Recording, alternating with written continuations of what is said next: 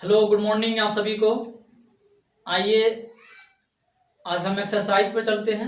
इसके पहले वाला वीडियो में हम समांतर श्रेणी यानी एपी के कुछ फार्मूला पर काम किए थे, अर्थात फार्मूला को बनाने का काम किए थे। और आज उन्हीं फार्मूला पर चैप्टर का सवाल सॉल्व करने वाले हैं।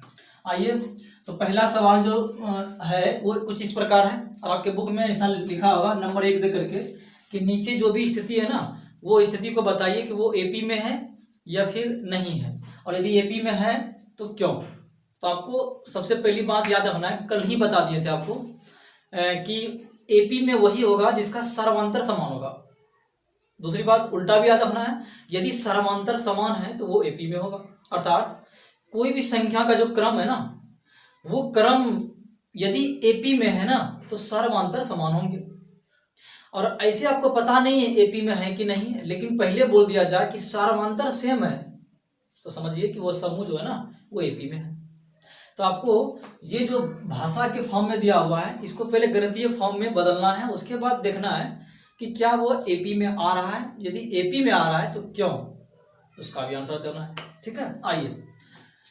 प्रत्येक किलोमीटर के बाद का टैक्सी का किराया, जबकि प्रथम किलोमीटर के लिए किराया 15 रुपया है और प्रत्येक अतिरिक्त किलोमीटर के लिए किराया 8 रुपया है।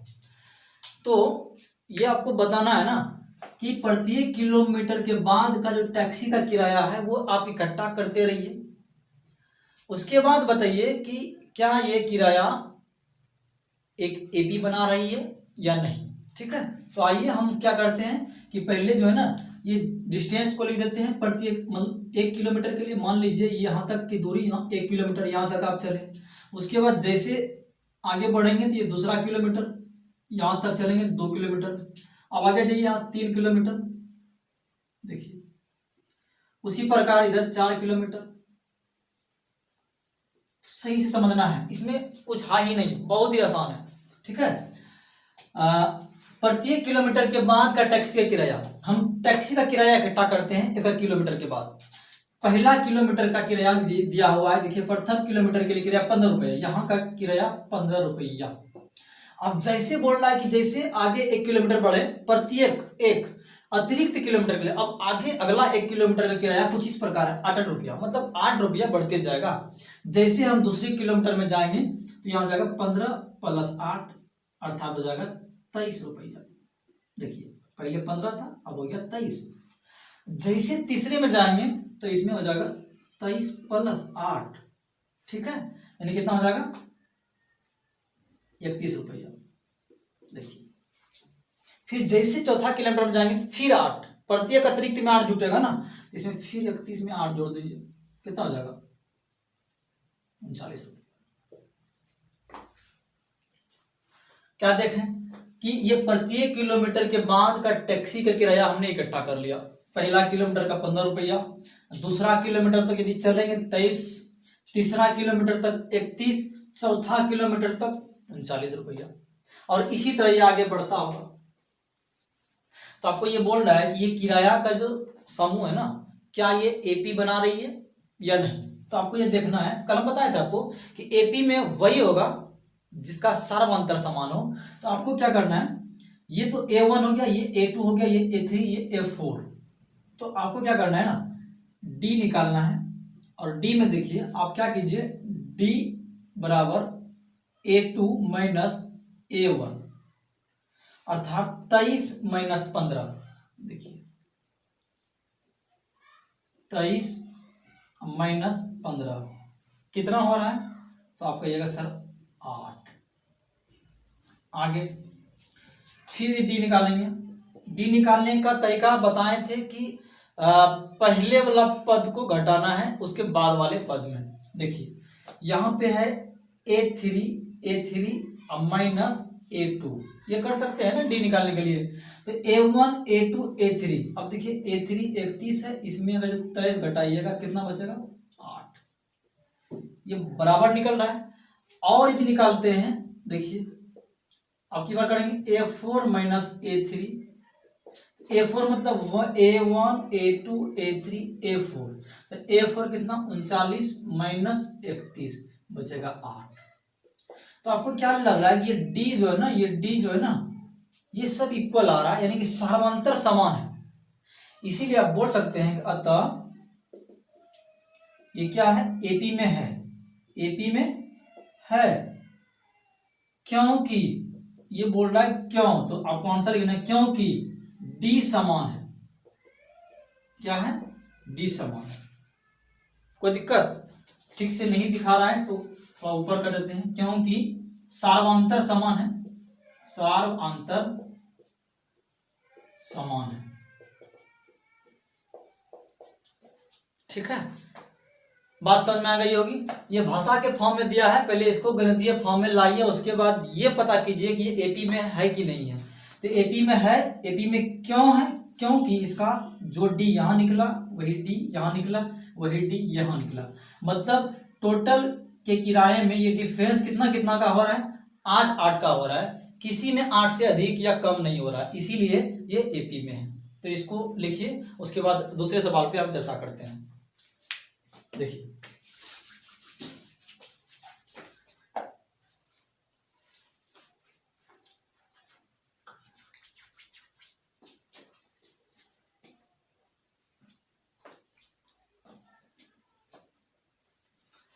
आइए दूसरा सवाल।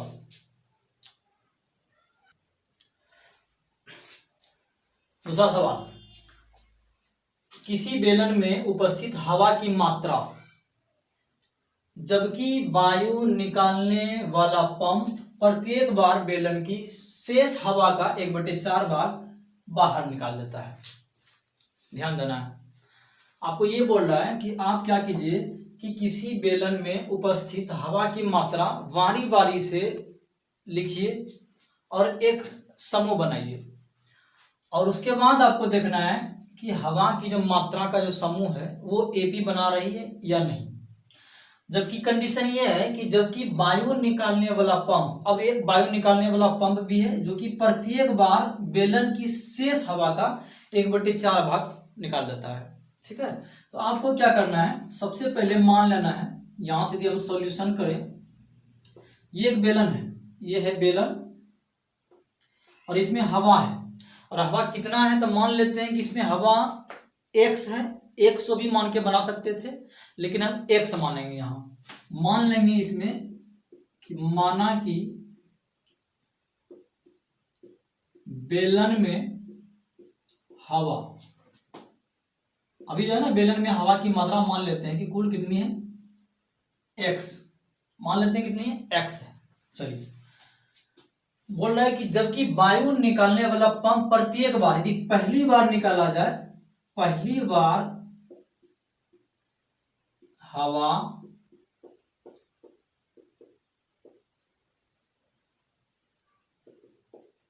निकालने पर, यदि पहली बार हवा निकालने पर यदि हम शेष हवा की बात करें, शेष हवा की, तो पहले तो x था और निकलेगा कितना, 1/4। तो 1/4 अर्थात यहाँ किसका 1/4, तो x का 1/4। देखिए इतना ही निकल रहा है ना, पहले तो x था, लेकिन x का एक बार में जब निकलेगा ना तो 1/4 निकल जाएगा। देखिए यहाँ पे कितना बचेगा,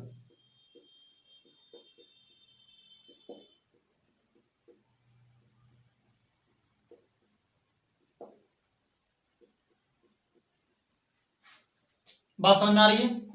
क्या किया हम कि मान लिए कि बेलन में हवा की मात्रा x है, पहले x है, पहला केस में x है, दूसरे केस में अभी कुछ नहीं निकला है हवा, तो x है, अब बारी बारी से 1/4 निकल रहा है, अभी x में 1/4 भाग निकला तो कितना बचेगा, 3x/4, ये हो गया शेष हवा।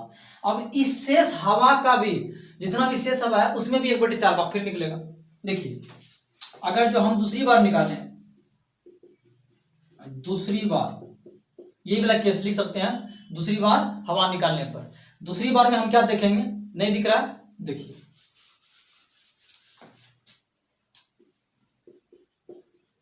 यदि हम दूसरी बार बोलें, दूसरी बार में क्या होगा, ये 3x/4 है, तो इसमें निकलेगा वही x/4, हमेशा वही निकलेगा x/4। क्या बोल रहा है, कि बेलन की शेष हवा का 1/4 भाग, 1/4 भाग क्या मतलब क्या किया जाता है, बाहर निकल जाता है। देखिए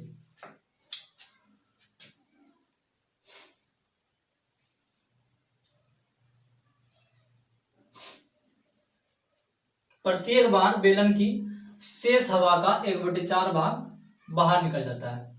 तो इस बार जो शेष हवा था 3x/4, 3x/4 में जो 3x/4 का जो 1/4 होगा, 1/4 जो होगा वो ये होगा।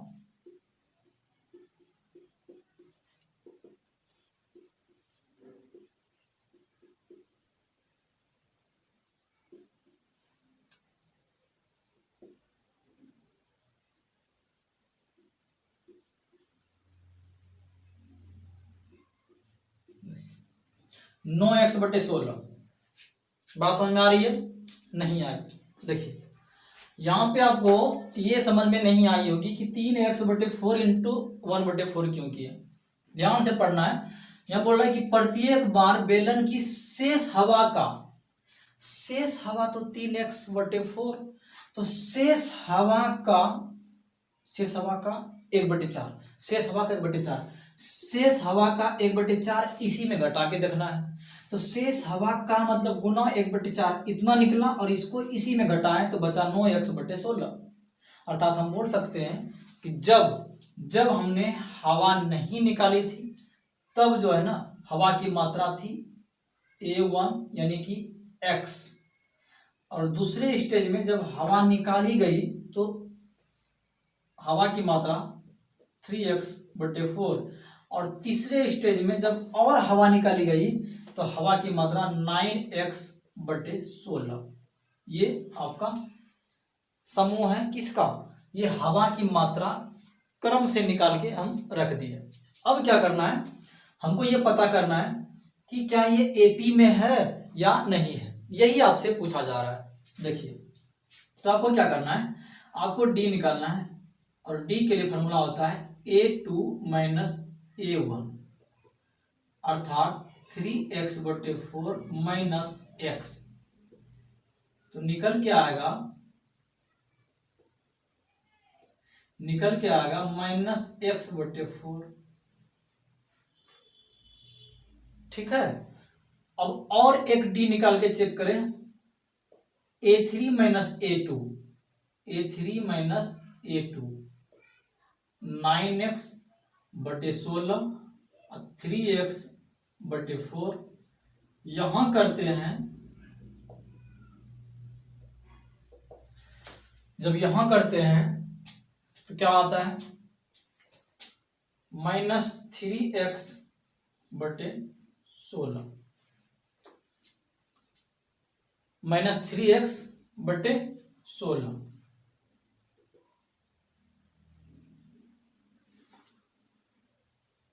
-3x/16 जो कि एपी में नहीं है। देखिए यहाँ पे ये दोनों बराबर है क्या, ये दोनों बराबर है, नहीं है बराबर।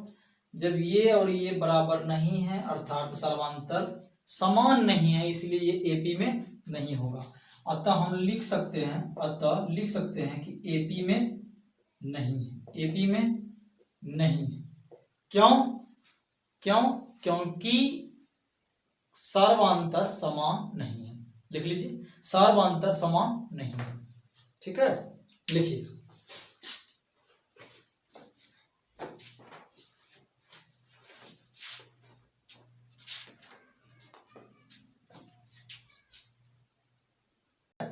तीसरा सवाल देखते हैं। प्रत्येक मीटर की खुदाई के बाद एक कुआं खोदने में आई लागत, जबकि प्रथम मीटर खुदाई की लागत 150 रुपया और बाद में प्रत्येक मीटर खुदाई की लागत 50 रुपया बढ़ती जाती है। आपको इसको गणितीय फॉर्म में लिखना है और देखना है कि एपी में है या नहीं है। देखिए आप क्या कीजिए, प्रत्येक मीटर की खुदाई, आप मान लीजिए खुदाई जो कर रहे हैं ना, खुदाई 1 मीटर तक किए, 1 मीटर, सॉरी किलोमीटर नहीं, 1 मीटर, फिर अगला 1 मीटर और बढ़ेगा 2 मीटर, फिर अगला 3 मीटर, फिर 4 मीटर, इसी तरह करते गए। आपको समझना है कि खुदाई इधर की ओर हो रहा है, ठीक है, इधर हम ऐसे लिख रहे हैं आपको। इसका जो लागत है ना, लागत कुछ इस प्रकार है कि जब एक कुआं खोदने में आई लागत, जबकि प्रथम मीटर खुदाई की लागत 150 रुपया है, 150। लेकिन बोल रहा है कि और बाद में प्रत्येक मीटर खुदाई की लागत 50 रुपया बढ़ती जाती है। 50 बढ़ती गई, 50 यदि बढ़ रही है तो यह हो जाएगा 200। 50 यदि बढ़ रही है तो कितना हो जाएगा 250, यदि बढ़ रही है तो यह हो जाएगा 300। तो आपको लग रहा है कि डी समान आ रहा है। देखिए 200 में यदि 150 घटाइए तो कितना निकलेगा 50। 250 में यदि 200 घटाइए कितना निकलेगा 50। 300 में यदि 250 घटाइए कितना निकलेगा 50। यानी कि सर्वांतर क्या है, समान है।